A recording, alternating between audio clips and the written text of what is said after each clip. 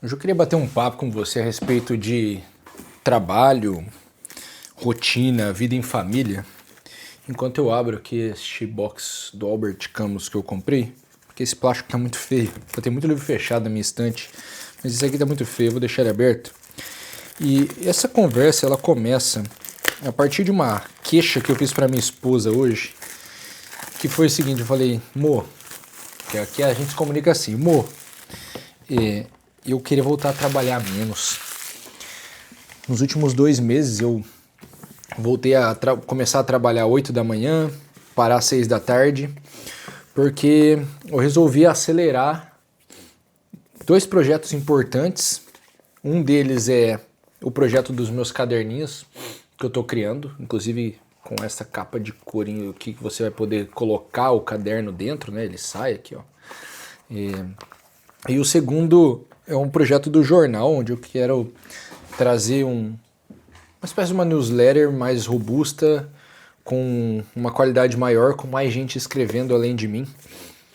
E não só isso, eu tive que reorganizar a minha empresa porque eu percebi que não fazia sentido continuar vendendo um produto sem a minha presença. Um amigo meu perguntou se os infoprodutos vão piorar daqui para frente. Eu acho que sim. Eu acho que as pessoas comprarão menos cursos gravados, aulas, e começarão a querer cada vez mais o acompanhamento, a resposta do mentor, aquilo que a IA não pode fazer. E a informação por si só, elas já estão indo muito no ChatGPT e muitos cursos são ruins, são genéricos, então a depender da pessoa, vender o puro infoproduto não vai dar certo, porque ela não tem aquela aula diferente do padrão.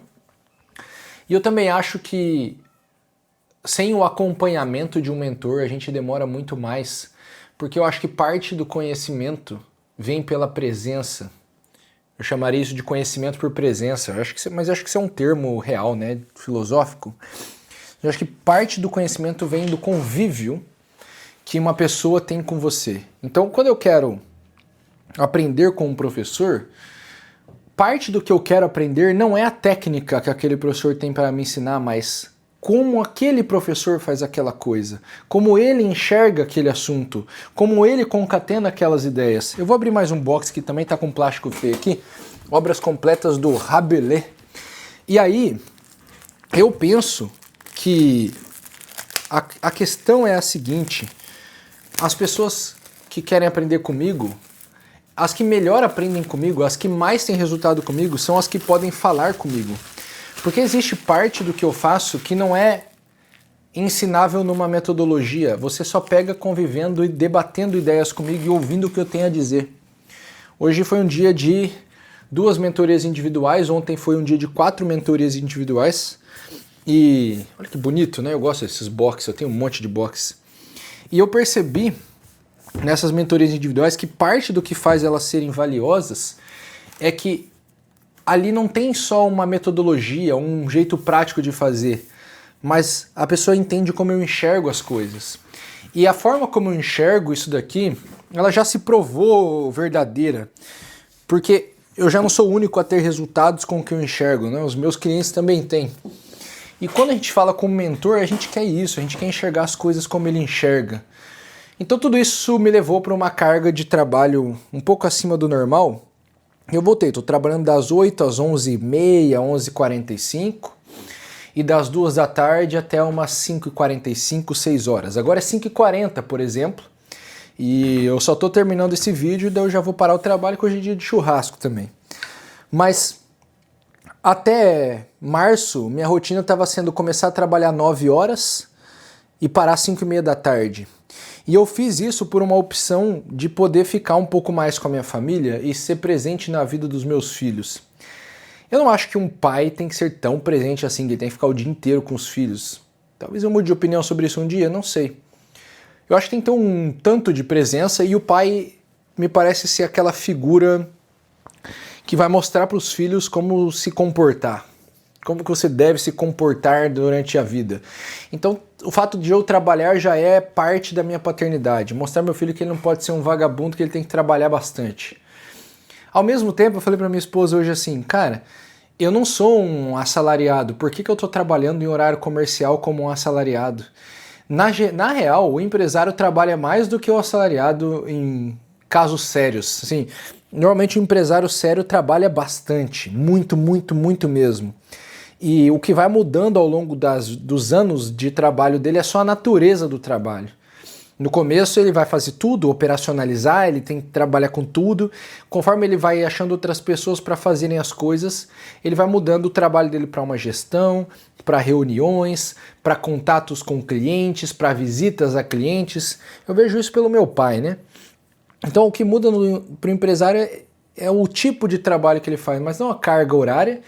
E no geral ele muda muito a carga emocional. A coisa piora com o passar do tempo no sentido de aprender a lidar com coisas mais complexas e mais arriscadas ao longo do tempo. E aí eu tava falando isso pra ela por quê? Porque uma das coisas que faz você querer trabalhar no digital é a flexibilidade do uso do teu tempo. Saber que eu posso parar no meio da tarde e fazer alguma coisa, saber que eu posso começar a trabalhar mais tarde, que eu posso trabalhar de madrugada se eu quiser. A possibilidade de escolha, né? Eu acho que essa é uma das coisas que a gente mais busca na vida, é poder escolher. Poder escolher o que fazer, quando fazer, como fazer. Poder escolher se eu vou trabalhar na praia, se eu não vou, se eu vou virar nômade digital, se eu não vou. E de fato a internet dá esse poder de escolha. Mas a vida não te dá um determinado poder de escolha que é sentar relaxado, tomando mojito na praia enquanto o dinheiro fica pingando na sua conta automaticamente. Isso aí, se for para 1%, 0,1% da população é muito. Todos nós, a gente não vai conseguir escapar da relação óbvia e necessária e natural de direitos e deveres. Todo direito implica um dever contrário. Então, se eu tô sentado, relaxado e conseguir conquistar o direito de tomar um mojito na praia enquanto o dinheiro pinga na minha conta, é porque alguém teve que assumir o dever de fazer o trabalho para aquele dinheiro pingar. E tudo bem, eu posso ter passado 20 anos construindo para que isso acontecesse e agora é um mérito meu. Ok, mas isso não tem como fugir desta relação direito-dever.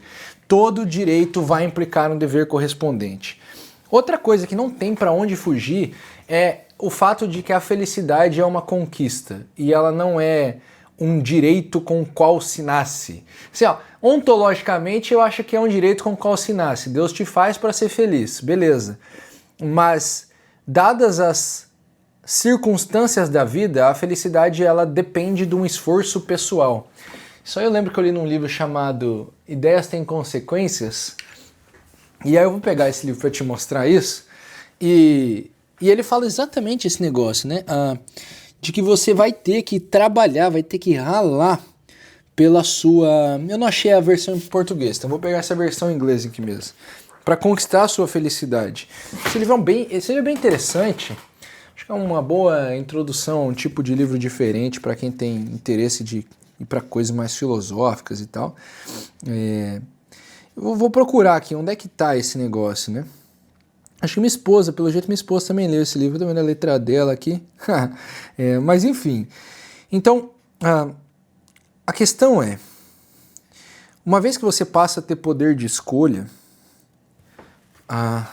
uma das maiores dificuldades é você escolher as poucas coisas que realmente importam. E isso sempre foi muito complexo para mim. Eu sou um cara que quer fazer tudo ao mesmo tempo. Eu quero fazer mais coisas do que dá para fazer, eu quero fazer mais projetos do que dá para fazer, eu quero acelerar, eu quero correr, eu quero tudo para ontem. Eu sou o próprio cara que eu falo para você não ser, entendeu? O apressado, o que quer as coisas para agora. Só que eu entendi que isso é falso e que eu tenho que lutar contra esse quase que instinto natural meu. Eu tô tentando achar aqui, mas eu não tô achando, né? Esse instinto, você vê que eu tô cheio de coisa grifada em laranja aqui, ó. Eu grifava com grifa-texto antigamente, então eu tenho mais dificuldade de lembrar onde que estavam as coisas. Depois que eu comecei a grifar de lápis e anotar, eu comecei a achar muito mais fácil, cara. Lembrar onde que eu grifei, onde que eu encontrei, onde que eu li alguma coisa no livro. Aqui, mas eu achei, ó. Não achei não. Achei uma outra coisa que é conquistada, mas não é a felicidade. Mas enfim, onde eu estava? O que eu estava dizendo é o seguinte. Escolher as poucas coisas que importam implica aceitar que essas poucas coisas, naturalmente, são as que mais levam tempo para dar o resultado desejado. Então, por exemplo, as pessoas vêm falar comigo sobre criar conteúdo no digital e elas tendem a não querer, muitas tendem a não querer fazer o YouTube porque o YouTube não dá resultado tão cedo. E não dá mesmo, demora 6 meses, 1 ano, às vezes 2 anos para você colher os primeiros frutos do teu trabalho no YouTube. E por isso elas deixam para depois e vão fazer outras coisas que também não dão tanto resultado, mas parecem dar um resultado mais rápido. E aí, cada vez que elas postergam o ato de fazer vídeos no YouTube, elas estão deixando para depois ou atrasando um resultado que elas vão colher. Então, o negócio do YouTube, eu não vou ficar procurando, porque senão eu vou me confundir na minha fala. O negócio esse exemplo do YouTube, ele é um exemplo de uma das atividades que é mais importantes num negócio digital e que eu demorei anos para descobrir, estou tentando abrir os olhos das pessoas para que elas não demorem o mesmo tempo que eu, mas que não dá resultado imediato e por isso muita gente deixa para depois. Você tem que aprender a suportar e segurar esse ímpeto de só fazer o que tem resultado imediato. Esse é o negócio da dopamina, né, que a galera fala. É que a coisa que a dopamina... existe um efeito da dopamina que é você fica com uma sensação de que você já conquistou a coisa. Então você já se satisfez. E aí você perde a força de batalhar pelo resultado que é o verdadeiro e é melhor lá na frente. Então, eu lembro quando eu fui estudar para o vestibular. Pô, o vestibular é lá longe. Só que às vezes a dopamina de eu ter conseguido fazer um negocinho hoje me impedia de continuar estudando todo dia para chegar no resultado lá longe. E isso eu vejo, a dopamina do like faz você achar que o like é o que você precisa, aí você para de fazer o que precisa para ganhar o dinheiro e para vender o teu produto, então você fica fazendo o que dá like, porque o like vem mais rápido. Então, essa relação entre a ação que dá o resultado rápido e a ação necessária para o resultado real, que é lento, conseguir suportar isso daí é uma das grandes dificuldades da construção de um negócio. Esse é o primeiro recado, o primeiro conselho, a primeira ideia que eu queria trazer nesse vídeo de hoje sobre trabalho. E aí eu queria entrar nesse ponto de família, né? Eu não sou um conselheiro de família, nem nada do tipo, mas eu todos os dias, eu durmo pensando que eu fiz alguma coisa errada na criação dos meus filhos. Ou eu dei um castigo pro meu filho que não deveria ter dado, ou eu não lembrei de falar para minha esposa que eu amo ela, ou eu esqueci de falar pro meu filho que eu amo ele, ou eu podia ter brincado um pouco mais com meu filho, mas escolhi ficar meia hora mais no celular mexendo não sei no que. Então eu tô sempre com a impressão de que eu tenho que melhorar para amanhã. E eu acho que isso, apesar de ser às vezes exaustivo mentalmente, e eu dormir um pouco frustrado e preocupado, tem sido mais benéfico do que maléfico, porque tem me feito sempre pensar em como eu posso ser um pai melhor. E no meu negócio eu vejo que acontece algo muito parecido. Quando eu fico confortável e acho que o que eu estou fazendo já está bom, eu tendo a piorar demais o que eu estou fazendo e parar de ver o resultado real e esperado daquelas coisas. Agora, quando eu começo a julgar que eu tenho que melhorar aqui e ali, a aula ainda não tá boa, e essa mentoria não foi tão boa quanto eu gostaria, e isso e aquilo outro, a tendência é que eu melhore a entrega do meu produto, e a melhora da entrega do meu produto faz com que as pessoas indiquem mais e comprem mais. E isso é determinante para a sobrevivência do meu negócio. Nós vamos fazer um evento presencial agora, né, do meu Mastermind. Ele é depois de amanhã, sábado e domingo. Hoje é quinta-feira. E a minha sensação, esse é o segundo evento presencial que eu faço, é que o evento sempre poderia ter sido melhor do que ele foi. Ele nem aconteceu e eu já estou pensando que eu poderia ter feito tantas coisas melhor, e isso já está me fazendo querer fazer melhor para o outro. E eu acho que isso é benéfico para sobrevivência da coisa toda. E aí, só que isso tem um impacto mental na forma como eu levo a minha rotina. Eu tô lendo esse livro do Lima Barreto agora, né? Que são as obras completas do Lima Barreto, e eu tô no primeiro volume. Eu tô no segundo livro ainda, porque eu tô alternando isso com livros de não ficção. Quero gravar um vídeo pro canal desse livro aqui, então tô lendo ele com mais cuidado inteiro. E aí, esse livro do Lima Barreto é o exemplo do que eu quero te trazer. Uma das melhores coisas que eu posso fazer para o meu trabalho, e você pode fazer para o teu aqui no digital também, é ler uma boa literatura que descreve como as pessoas funcionam. Literatura faz isso, literatura te ajuda a entender o ser humano. Entender o ser humano é entender a si mesmo. E por que a literatura te ajuda a entender a si mesmo? Porque ela não vai dar uma descrição técnica de quem você é. Ela vai expor coisas que nenhuma técnica consegue expor. Ela vai expor pedaços de você que não são expostos de nenhuma outra maneira. Ela vai expor partes do seu ser, do seu espírito, que você não consegue encontrar nenhum tipo de técnica de nenhuma neurociência ou PNL ou comportamento ou psicologia, TCC, não importa. A literatura faz isso, só que muitas vezes eu deixei para depois o livro, por quê? Porque eu queria ler o livro técnico para fazer um vídeo, eu queria ler o livro para eu ser um melhor pai, eu queria ler um livro para eu ser mais organizado, para eu melhorar minha gestão. Só que isso daí era só um erro de visão. Ler isso daqui vai me formar como um ser humano de uma forma que esses livros não formariam. E isso é o que mais vai dar resultado no longuíssimo prazo. Então, a minha rotina muda, e desde que eu me toquei disso, eu incluí 3 grandes hábitos na minha rotina. O primeiro é a leitura desses livros que não servem para nada, entre muitas aspas, como a leitura do Lima Barreto aqui. A segunda é a prática do caderninho ser meu companheiro de pensamento. Agora eu ando para lá e para cá com esses caderninhos, dependendo do que eu vou fazer. Agora à noite eu vou andar com esse preto aqui, que eu estou terminando de montar um vídeo nele, um vídeo bem longo que eu quero fazer sobre a ideia de que você é seu nicho. Eu quero dar uma aula completa sobre isso aqui no canal. E o terceiro hábito é o hábito de ficar perambulando pela casa e olhando para o nada e pensando aqui parado e às vezes fazendo um pouco dessas conversas aqui comigo mesmo para eu formular e clarear minhas ideias. E esses são 3 hábitos que não dão nenhum resultado de curto prazo, mas eles, todas as vezes que eu implementei eles na minha vida e consegui manter a consistência, eles me fizeram desenvolver alguma parte do meu pensamento que se tornou fundamental para o resto.